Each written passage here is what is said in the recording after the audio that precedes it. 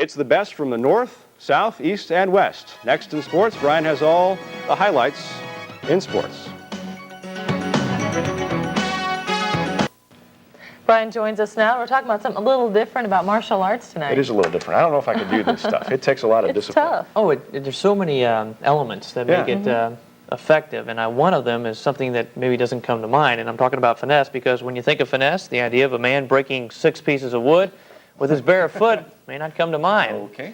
Then again, you probably haven't met Paul Dexter. News Center 8's Chaz Maddie introduces us to a man taking the Taekwondo to a higher degree.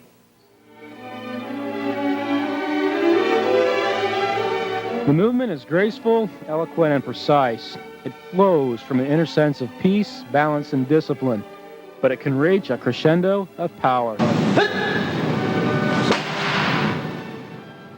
Paul Dexter's dedication to the martial art of Taekwondo earned him the high honor of a 4th-degree black belt. To get there, spending the time to get to be a 1st-degree black belt, approximately 3 years, and then approximately the same amount for each black belt, so from 1st to 2nd, a couple of years, 2nd to 3rd, 3 years, things like that, spending the time in, but then again getting all the credentials and all the backing, and spending the time and furthering my education.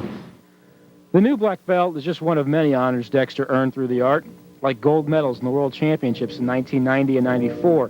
But Dexter says the belt is just a way for him to rechannel his focus into what he considers his highest honor, his teaching. And if I can help at all, help somebody accomplish those physical goals, then those extra goals, the tennis or the mental part is going to be the highlight and the icing on the cake. So that's kind of what I wanted from it. Dexter's eyes glitter when he talks about passing on his knowledge to his students. After all, he learned Taekwondo from its founder. General Che passes on just an amazing amount of information.